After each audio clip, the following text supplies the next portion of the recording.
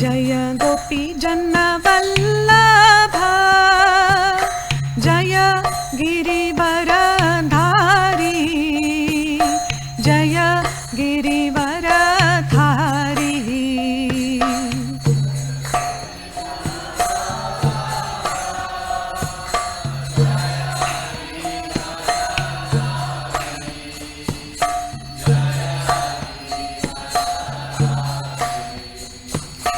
Jai Gopi जन्नवल्लभा Jai Girivardhari Jai Girivardhari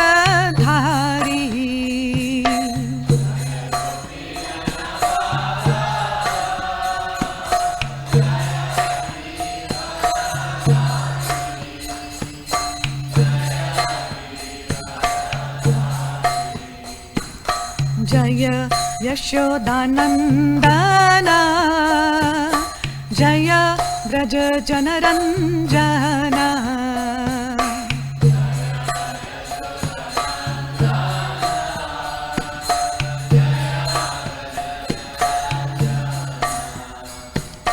Jai यशोदानन्दना Jai Vraj जनरञ्जना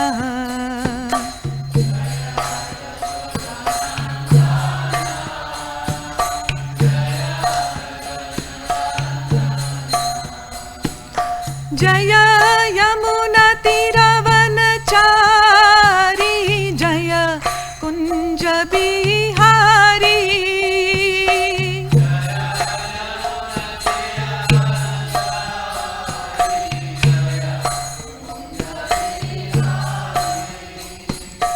Jai यमुनातीरवनचारी Jai Kunj Bihari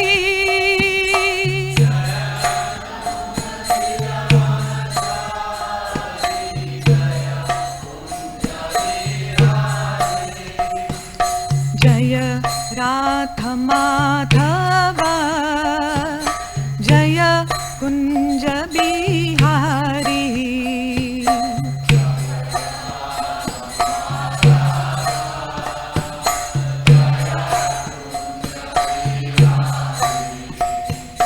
Jai Radha Madhav Jai Kunj Bihari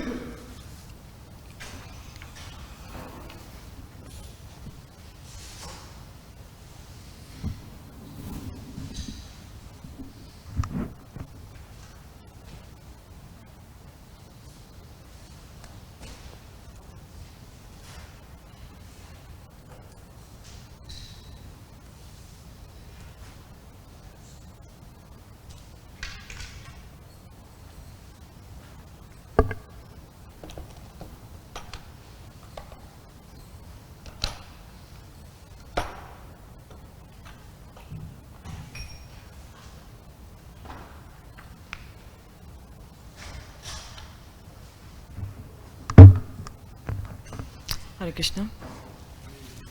Please accept my humble obeisances. All glories to Srila Prabhupada. I'm extremely grateful today to all the Vaishnavas and the Vaishnavis for giving me the opportunity to give my very first Srimad Bhagavatam class in this lifetime. So I'm extremely grateful. There's a lot of qualified people who should be sitting here. And in fact, I'm feeling all the more nervous because my own Guru Maharaj is here. But thank you so much, Vas Prabhu and Archita Prabhu and all the senior Vaishnavas for giving me this opportunity. I'm very grateful to you. So please forgive me for any offenses that I may commit consciously, subconsciously, or unconsciously. That is not the intention, but I hope to learn from all my mistakes. So we'll be Reading from Bhagavatam, where we left off yesterday.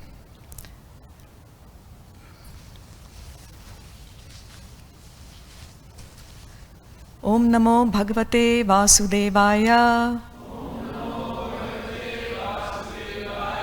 Om Namo Bhagavate Vasudevaya. Om Namo Bhagavate Vasudevaya. Narayanam Namaskritya Naram Chaiva Narottamam Devim Saraswatim Vyasam Tato Jayamudirayet Nashtaprayeshu Bhadreshu Nityam Bhagavata Sevaya Bhagavati Uttama Shlokir Bhaktir Bhavati Naishtaki. We're reading from Srimad Bhagavatam, given to us by His Divine Grace, A.C. Bhaktivedanta Swami Srila Prabhupada. Canto 3, Chapter 23, Text 45. Please repeat. Tasmin Vimana Utkrishtam Shayayam Rati Karim Shrita Na cha buddhyatatam kalam patyapi chena sangata tasmin vimana utkrishtam shayam rati karim shrita na cha buddhyatatam kalam patyapi chena sangata Tasmin Vimana Utkrishtam Shayam Rati Karim Shrita Na cha buddhyatatam kalam Patyapichena sangata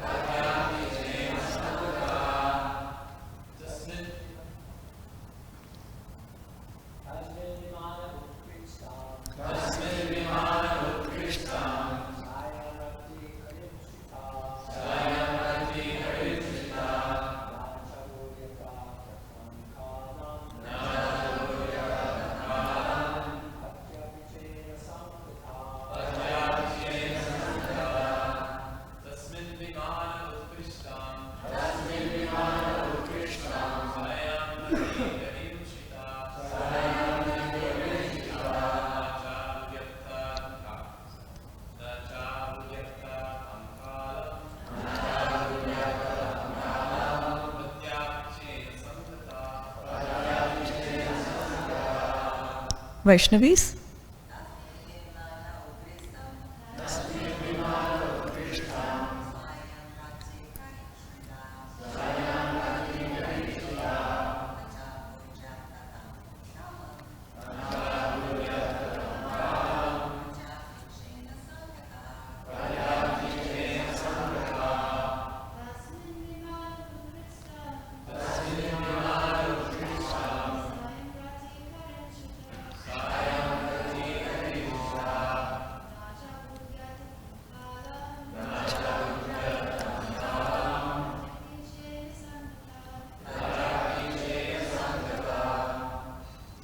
Tasmin, in that.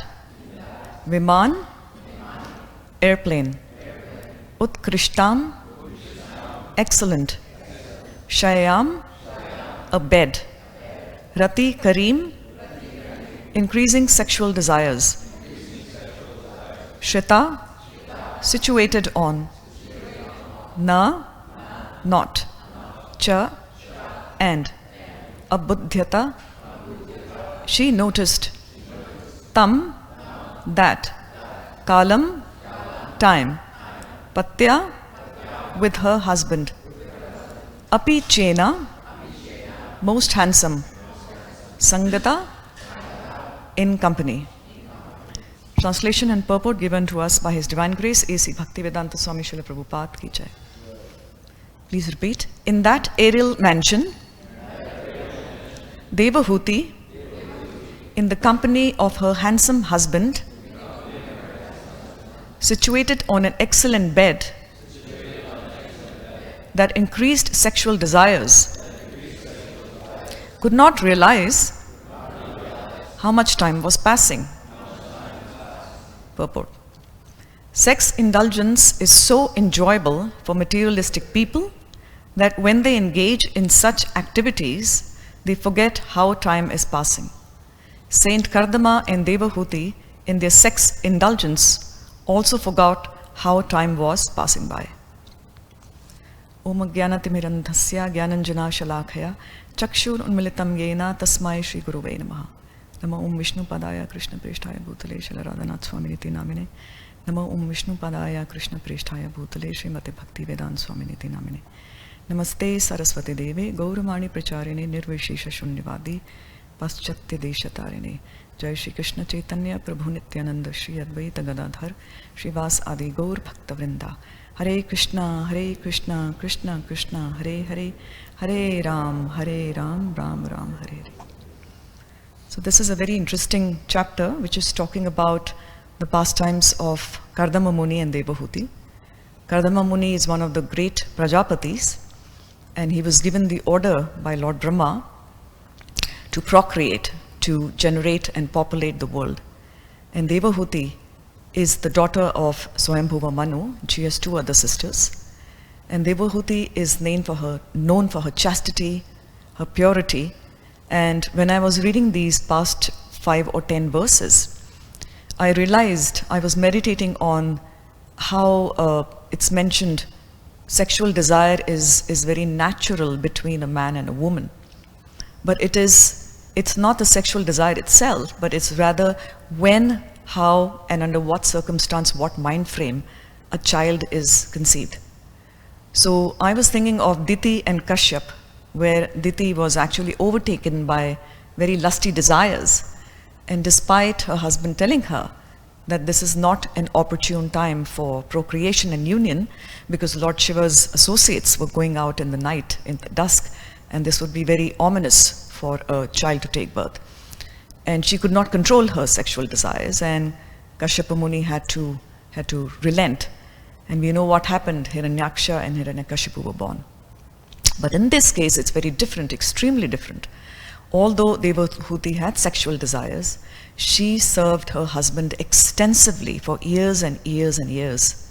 And it's mentioned how her body was emaciated, how her hair was matted, how her body was dirty. And Kardama Muni was accepting her service as a husband, and she was constantly serving. And one day, Kardama Muni looked at her and said, "She has served me so nicely."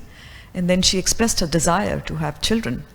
And that's when, through his yogic powers, Kardama Muni actually created a wonderful palace. And then he created all conditions to make the union very favorable and very auspicious. And we know the Supreme Personality of Godhead as Lord Kapila actually took birth from the union of Kardama Muni and Devahuti. So there's a huge difference here in terms of time, place, and circumstance when a child is conceived. And Kardama Muni is a great yogi, and Mother Devahuti is a great pious lady, a mother. So their union was, of course, considered to be very auspicious. They also had 9 daughters, but Lord Kapila is one of their most famous sons. So today is actually an extremely auspicious day, and I'm actually going to focus most of my talk on that. Today there's 3 major events. Is the appearance day of Mother Sita Devi. It's also the appearance day of Mother Janava Devi, and it's the disappearance day of Madhu Pandit. So Sita Devi is the consort of Lord Ram. She is the incarnation of Mother Lakshmi herself. Mother Janva Devi is the wife of Lord Nityanand Prabhu, and Madhu Pandit is one of the associates of Lord Chaitanya, who is actually very famous for worshipping Lord Gopinath in Vrindavan. And he's the disciple of Gadadhar Pandit. So today, actually, I'll be focusing my class strictly on Mother Sita because it is Sita Navami today. So today is the 9th day of the Shukla Paksh in the month of Vaishak. And Shukla Paksh is the light fortnight. And it is mentioned today is the day when Mother Sita appeared. So in my class, I'll talk a little bit about Mother Sita's qualities, how she appeared, very unusual way, how she took birth, and her marriage to Lord Ram, and few of her pastimes with Lord Ram, which are very interesting here. But before I start that, I would actually like to offer my prayers to Mother Sita. Udbhavasati samhara karinim kalasaharinim sarvasreyas karim sitam natoham ramavallabham. I bow to Sita, the beloved consort of Sri Ram, who is responsible for the creation, sustenance and dissolution of the universe, who removes afflictions and begets all blessings. This is from Sri Ramcharitmanas, Mangalacharan Shlok number 5. So Sita, Mother Sita has various names here, and each name has a different connotation here. Her name is Sita because the word Seet in Sanskrit means the furrow.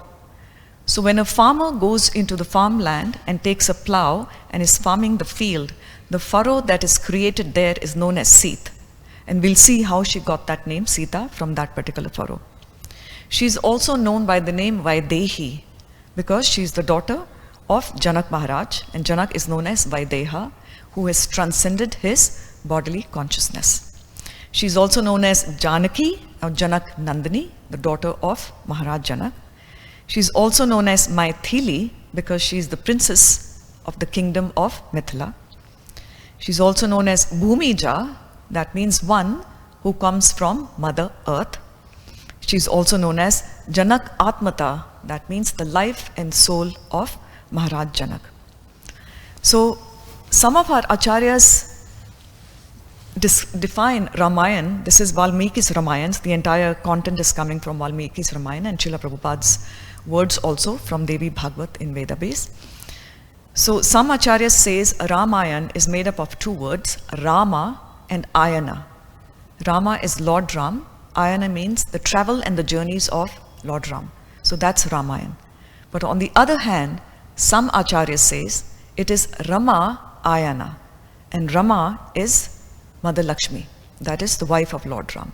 So one can see it both ways because Ramayana is actually the pastimes of Lord Ram and Mother Sita. So it is mentioned here that Mother Sita is the emblem of humility, of tolerance, of purity, of chastity. She is the ideal mother, the ideal daughter, the ideal wife, and she is the ideal guide for all of us to take shelter from. It is mentioned that she is the Shakti of the Supreme Personality of Godhead. Whether we talk about Radhe Shyam, we talk about Sita Ram or Lakshmi Narayan, the female counterpart is the Shakti of the Shaktiman. And the Shaktiman is the Supreme Personality of Godhead. So there is no meaning to Shakti without Shaktiman, and there is no meaning to Shaktiman without the Shakti. And they are never separated because they are always together, as we can see on our altar. We'll talk about a little bit about the birth of Mother Sita. As we all know, she took birth in a very unusual fashion. Her father is known as Kshiradhwaja Janak. In fact, Janak is just a title. And there is a whole interesting story how Janak, the whole lineage comes through. Long, long ago, in the dynasty of Maharaj Ikshvaku, Maharaj Nimi took birth. And it is said Maharaj Nimi wanted to conduct a very huge sacrifice in his kingdom.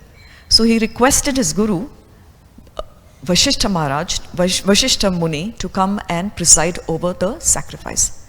But Vasishtha Muni was invited exactly at the same time in the heavenly kingdoms to create another sacrifice. So he told Maharaj Nimi that I will not be able to come for your sacrifice.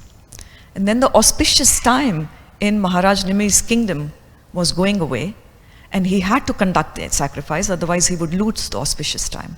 So in the absence of Vashishta Muni, he requested another priest to conduct the sacrifice, and the sacrifice was conducted. But Vashishta Muni comes to know about this after he's done his sacrifice in the heavenly planets. And he comes down and he sees Maharaj Nimi has already completed the sacrifice without him, so he gets really angry. And Vashishta Muni curses Nimi Maharaj that I curse you to die. And Nimi Maharaj, although being his disciple, he also curses him that I had requested you and you should have been at my sacrifice. And he curses Vashishta Muni to die. So both of them die. And eventually the Brahman says, all the Brahmins in the kingdom say, we don't have a king. What should we do? We are in a very precarious situation. What should we do? So we should revive both Maharaj Nimi and Vashishta Muni. So they do some interesting rituals and both are revived. But they ask Maharaj Nimi, would you like to be revived and live in a bodily platform? And he says, no, I don't want to be revived. This material world is a place of misery. And Vashishta Muni gets revived. So what the inhabitants of Maharaj Nimi's kingdom do is they take his body and they churn it. And they churn it and churn it and churn it. And from that churning comes essentially a personality who is known as Mithi Janak. Janak is actually means somebody who has taken birth. And Mithi means someone who has taken birth by churning something. So that is why Janak is simply a title, and there are all the kings coming in that family are actually called Janak. So Mother Sita's father is known as Kshiradhwaja Janak. He's also coming in that particular line. And since he was ruling over the kingdom of Mithila, of course it's coming from his name Mithi Janak, that's how the name came as Mithila. And then that kingdom is also known as Vaidehi Pur. Vaidehi means Deha means body, Vai means transcending the body. As we know, Vaikuntha, Kuntha means misery, and Vaikuntha means a place where there is no misery. Likewise, Vaideha means a person who is not coming from the natural bodily sense here, because he was born from the churning of Maharaj's Nimi body. So Mother Sita is also known as Vaidehi, the daughter of Vaideha. So there's a very interesting story about her birth. It is mentioned that Maharaj Janak was without children, so he wanted to perform a sacrifice in order to get a child. So in order to do this sacrifice, one of the conditions was he had to go to the farming land with the plow, and he had to plow the land. And wherever the plow would actually get stuck, he had to give a lot of charity to the Brahmins there. So he went to the farmland and he started plowing. And after some time, the plow actually got stuck and refused to move. And he tried to move the plow and it wasn't moving at all. And there was a furrow created. So the plow was hitting something. And so when the inhabitants came and they removed the soil, they saw a very beautiful golden box there under the earth.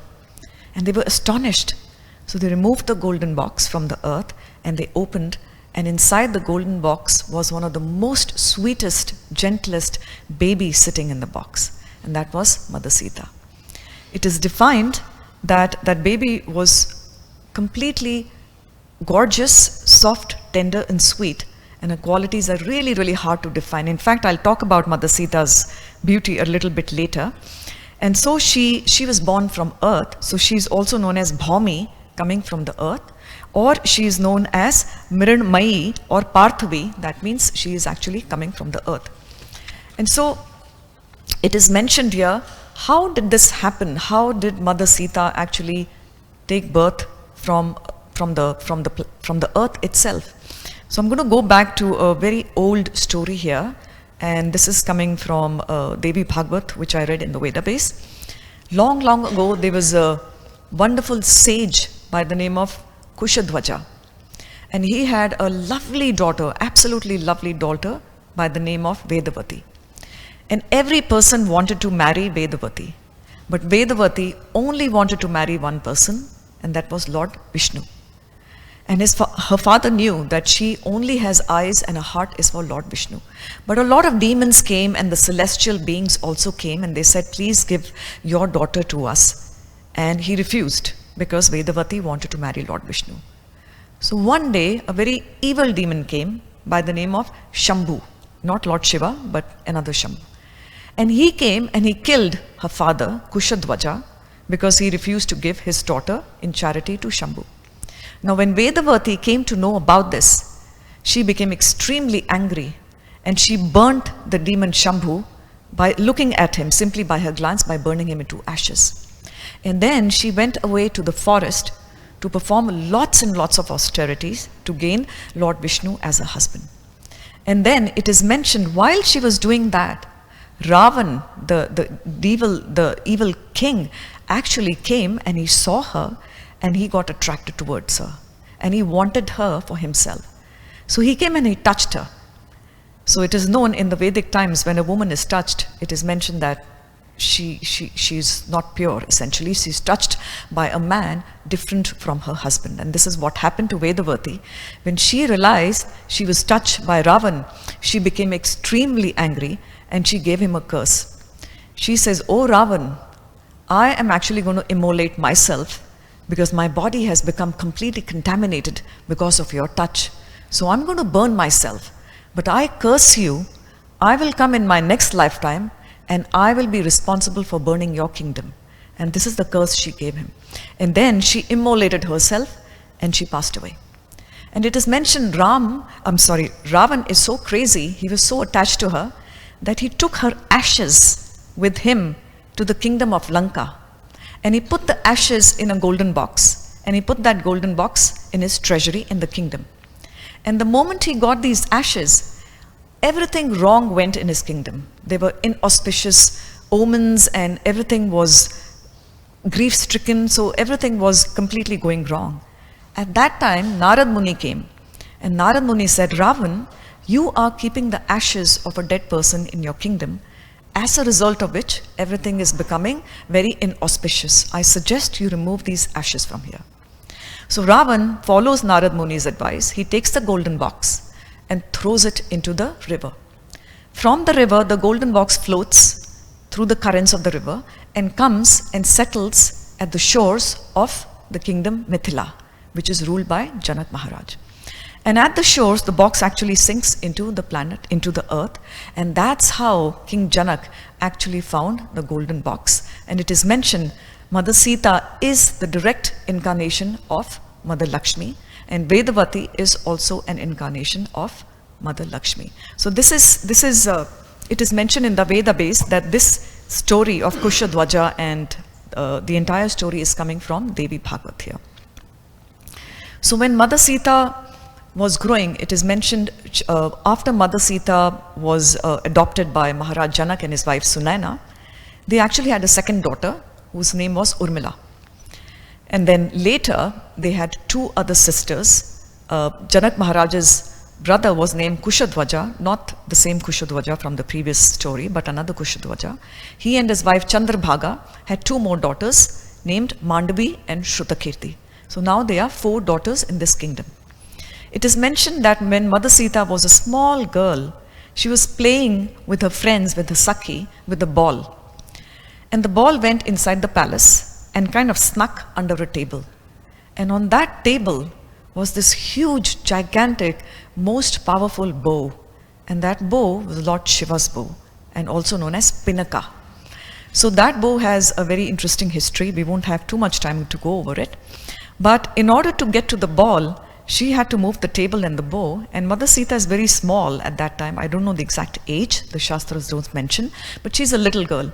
She gently with the left hand, she lifts the bow, moves the table, gets the ball, puts the bow back and goes back in place with her Sakhis.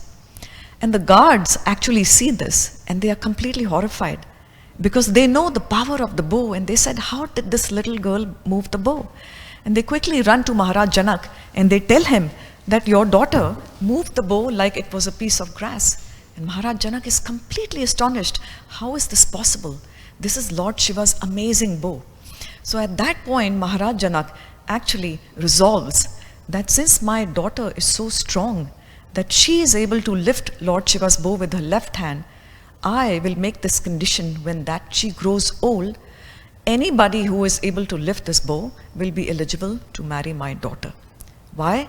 Because if somebody is not able to lift this bow and that person is not strong enough, when Mother Sita gets married to him and she embraces him, he's going to get crushed. So that is one of the reasons that person has to be able to get the strength to be able to lift the bow. So this bow is known as Pinaka, and it is mentioned, it is also known as Haradhanu. There are two versions. It is mentioned, I'm not sure which one is the correct one, maybe Archita Prabhu can correct me.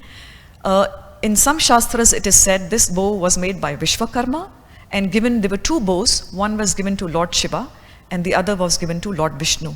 Shiva's bow is known as Pinaka, Lord Vishnu is known as Shranga.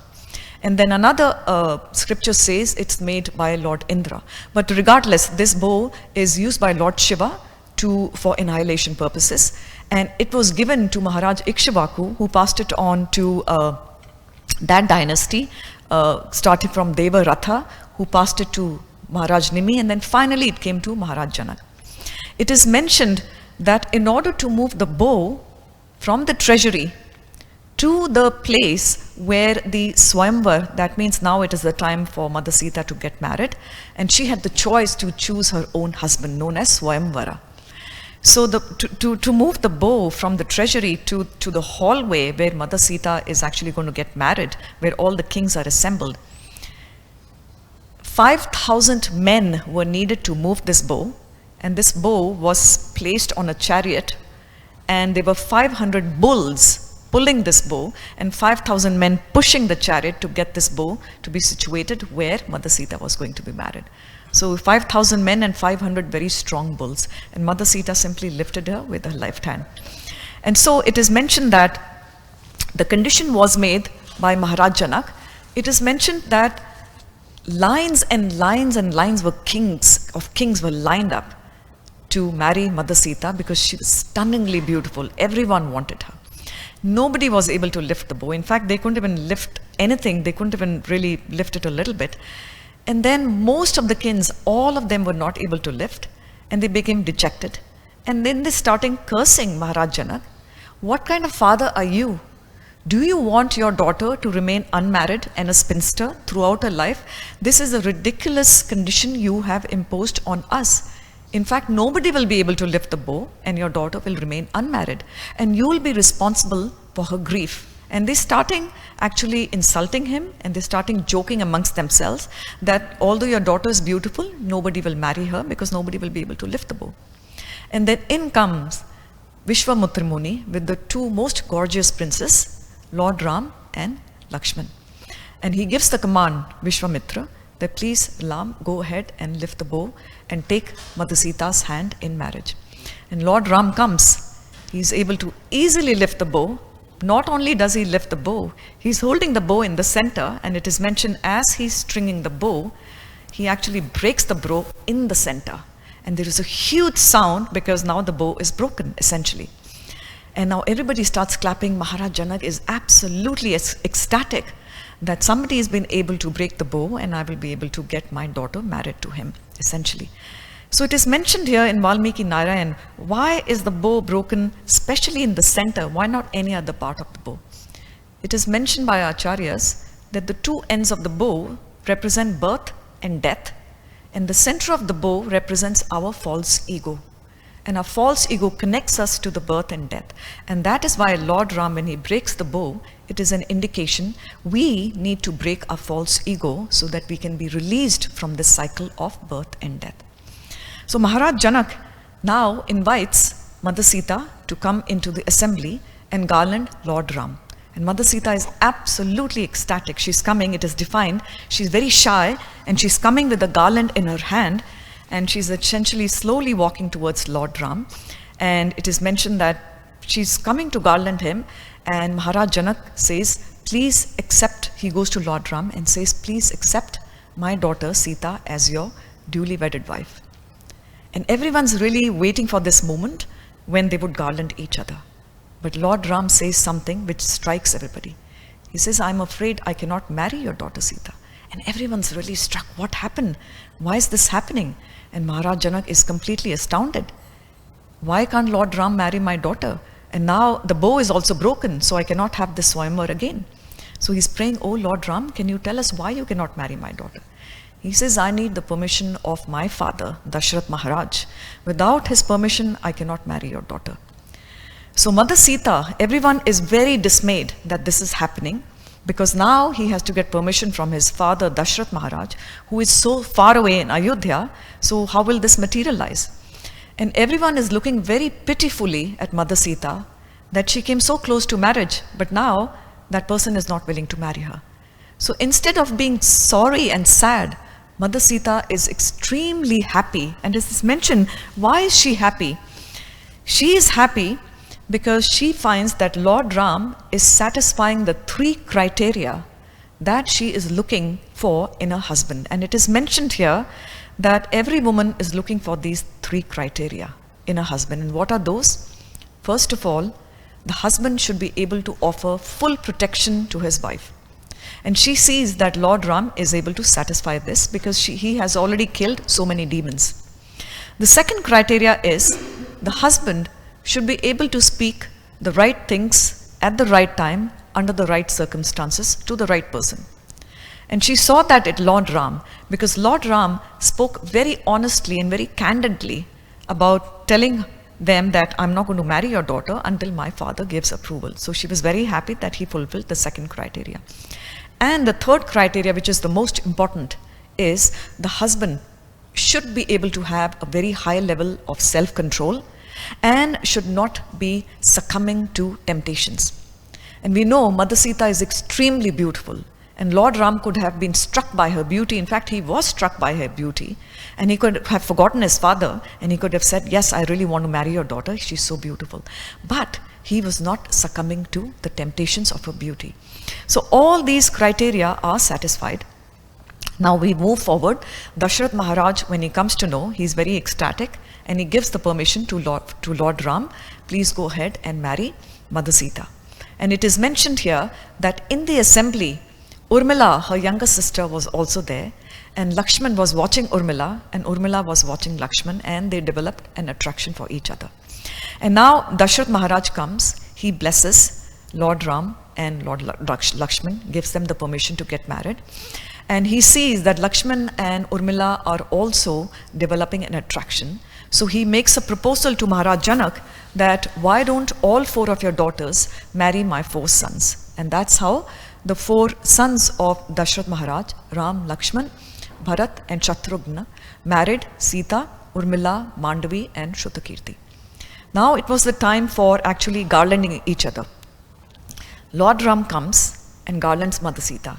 Mother Sita is planning to garland Lord Ram, but he's standing very, very straight. He's the Supreme Personality of Godhead. He's not learned to bow down to anybody here. So now Mother Sita she's of course a little bit shorter than him. So she's trying now, she doesn't want to be on the tippy toes. And who comes to her rescue is Lakshman. Lakshman says, okay, my brother is not doing, he needs to bend down. So I have to find something that will make him bend down. So he quickly goes and touches the feet of his elder brother. And whenever Lakshman touches Lord Ram's feet, he actually bends down and picks him up and hugs him. And so the moment he bends down, Sita quickly garlands him. And then everybody starts clapping and laughing here. And then there's another peculiar thing here. Normally in the Vedic wedding, as we've seen here, the father during the time of Kanyadan gives the hand of the groom, gives the hand of the bride in the hand of the groom. So if this is the bride's hand, he puts it in the hand of the groom. But Maharaj Janak did the absolute opposite. He actually gave the hand of Lord Ram in Mother Sita's hand, which is the complete opposite according to Vedic traditions. So it is mentioned, why did he do this? He did this, and Lord Ram was also interestingly surprised here, although he's Krishna himself. So he mentions to Lord Ram, while putting Lord Ram's in Mother Sita's hand, he says, Lord Ram, from now on, Sita will be your protector, and she will protect you from succumbing to any weaknesses, and anytime you are in any problems, she will always be right by your side. And then he tells Lord Ram, "Oh Ram, this is your Sita." So our Acharya says, why is Janak pointing to Sita like this? This is your Sita. And they give a very interesting summary here, that Sita is so stunningly beautiful that actually kings faint when they see her, exactly like Mother Rukmini. They actually faint looking at her beauty. So Lord Ram, it is mentioned that because she was so beautiful, it is possible that he was probably seeing Mother Sita everywhere. He was looking at Sita everywhere, and so Maharaj Janak had to tell him that this is your Sita, and so you have to take her as your wedded wife. This is one of the reasons. Now it is mentioned the beauty of Mother Sita is absolutely stunning. Her feet are so soft that it is hard to define how soft her feet are, because she always wore golden sandals in the palace. She never went barefoot.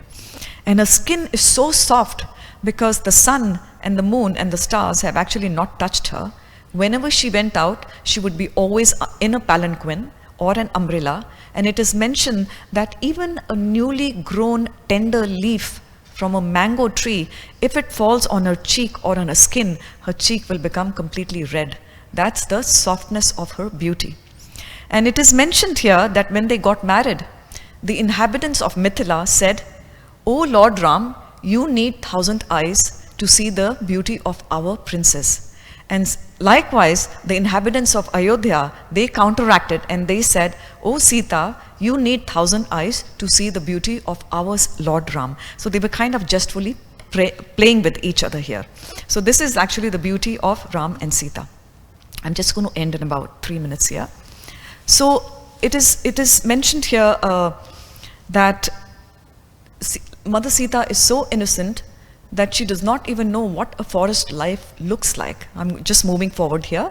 When Dashrath Maharaj, we know the pastime with Mother Kekai, when she actually requested Ram to be banished to the kingdom for 14 years, and Mother Sita and Lakshman also went.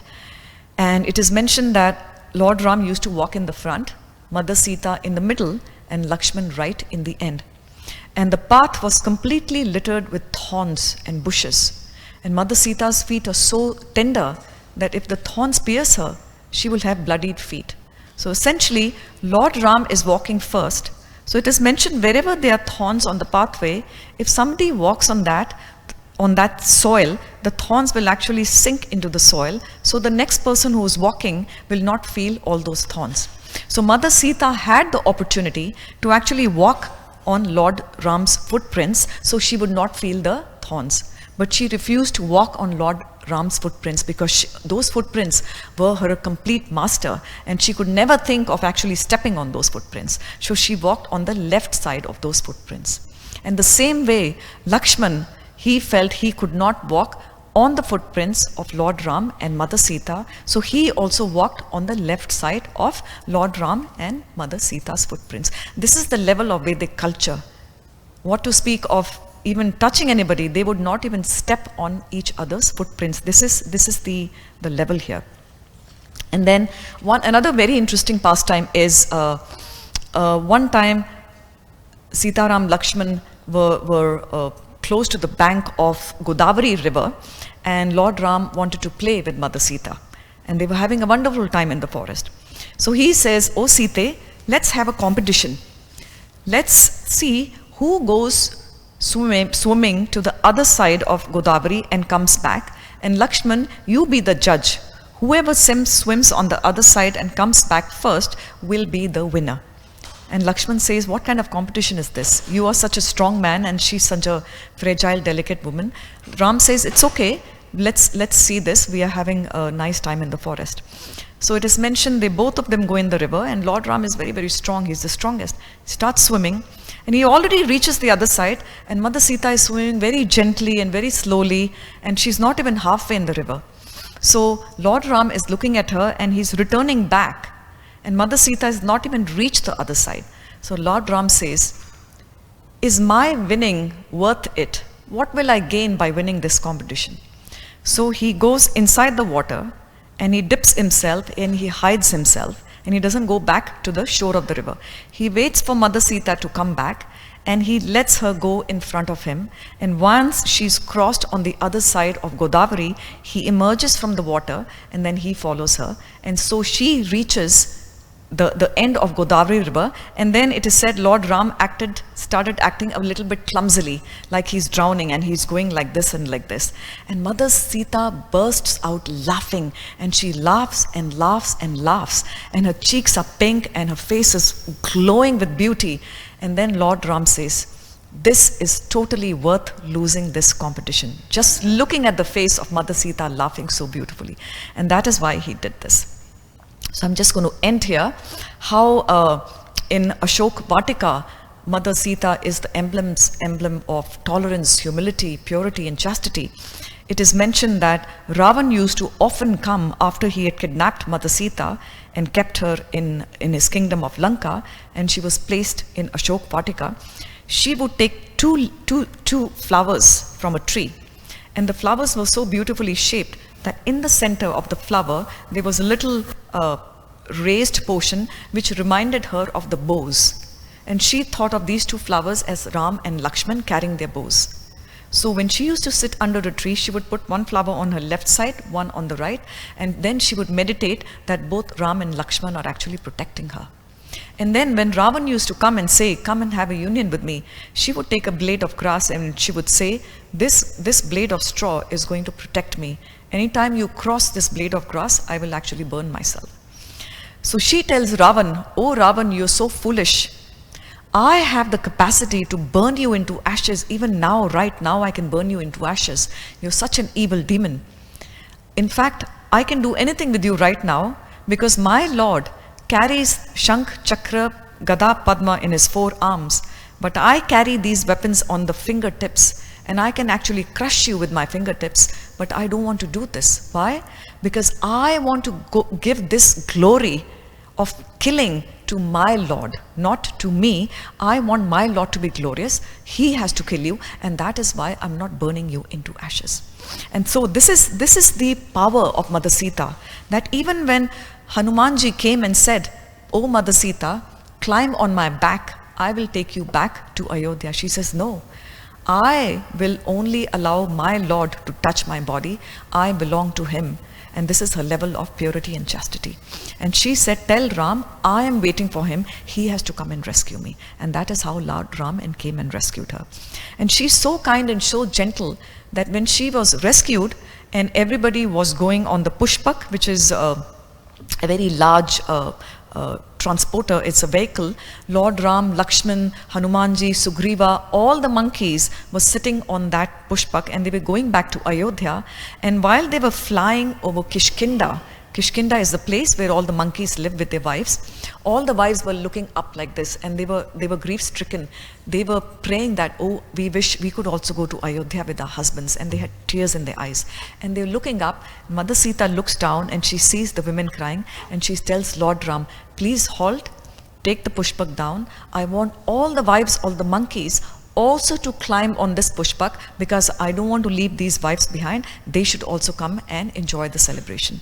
And so the pushpak extended into double the size, and then all the monkeys' wives also came essentially, and they all went there. So these are just little snippets of the sweetness, of the purity, of the tolerance, of the compassion of the Holy Mother, Mother Sita.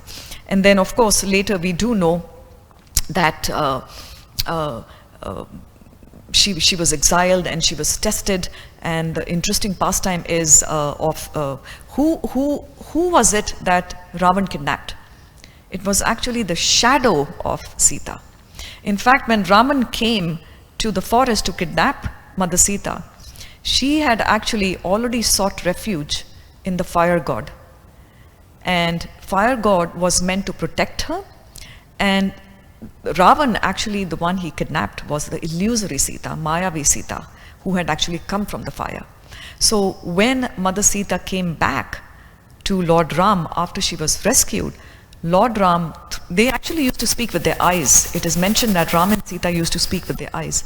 He actually motioned to her, there was a fire, that he motioned to her that she has to go there. And so everyone was astounded. Why is he telling for her to go there? Why is he giving her such a big test that she has to prove her chastity, since she was living in Lanka for 10 months in an external man's home? She was required to prove her chastity, but she was not required to prove her chastity. Because the real Mother Sita had to come, this illusory Sita had to go back in the fire, and then the real Sita had to come back. So this is the actual deep meaning behind it, that why she went into the fire, and then the real Sita was brought by the fire god and handed over to Lord Ram. And then of course she was exiled much later also, but we won't have time to discuss here. So it is mentioned that one last thing I just wanted to talk about, that when Lord Ram was exiled to the forest, he said, "Oh Sita, you should stay here with my mother, with your father and mother-in-law, and you should look after them, because you will not be able to tolerate forest life." And Mother Sita gets really angry. She says, "I am your wife, I am your other half. My duty is to look after you." And so they're reasoning with each other. And Lord Ram says, "You will not be able to tolerate forest life. It's full of animals and bushes and thorns." And then Mother Sita says, very interesting, which actually I didn't know. She says, "Oh Lord Ram, you don't even know. When I was a child, an astrologer came to my father and he predicted my future. And he told my father, 'Oh Janak, your daughter will have to go to the forest twice. So I already know I'm destined to go to the forest, and I am mentally and physically prepared for it.'" And when she told this to Ram, Ram eventually relented, and then he took Mother Sita with him. And then of course, Lakshman also went.